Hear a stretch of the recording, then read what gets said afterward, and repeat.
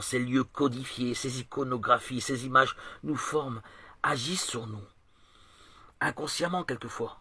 Et nous autres, notre sensibilité intérieure, nous avons des appréhensions, des perceptions qui nous baignent dans une atmosphère particulière, mais qui n'est pas en phase avec notre vie intérieure, notre réalité intérieure. Cette atmosphère nous développe, favorise en rien, notre sensibilité, notre épanouissement intérieur. On nous impose des images qui ne préservent pas notre réalité. Notre vie intérieure est perturbée.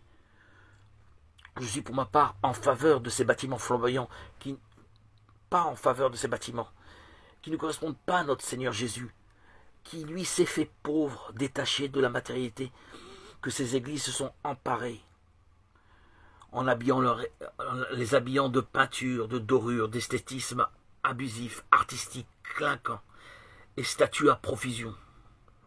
Ces endroits, à mon avis, participent beaucoup à l'exil de notre âme, plus encore à faire de l'idolâtrie.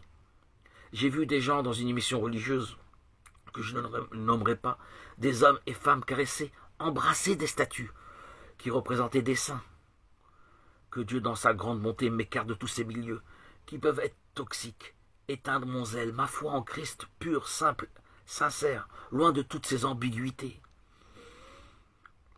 Le don de soi, de l'amour de Dieu en nous, de ses capacités à donner, ne s'exprime pas par la vénération de statues se trouvant dans ces lieux, mais par ces assemblées qui rassemblent, unissent nos cœurs, dans des lieux vidés de tout symbole et image.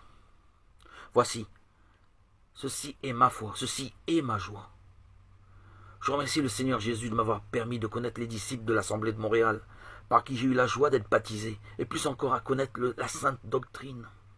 D'ailleurs, je vous invite à voir sur ma playlist, qui est ma chaîne préférée, La Voix des disciples de Jésus-Christ. Elle se trouve aussi sur la chaîne YouTube.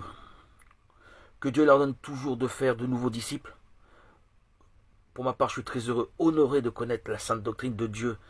Merci Seigneur. Tu m'as fait la part belle, le baptême, et cerise sur le gâteau, la connaissance de la sainte doctrine. Merci Seigneur. Jésus, tu m'as favorisé. À travers ses frères, ses sœurs, ses amis, tu m'as édifié, construit, grandi, plus que tous les bâtiments physiques terrestres. Ma vie intérieure aujourd'hui rayonne de l'amour de Dieu. Merci mon Dieu. Gloire à Dieu au plus haut des cieux et paix sur la terre aux hommes qu'il aime. À toi Seigneur, tout honneur et toute gloire pour les siècles des siècles. Alléluia, alléluia, alléluia.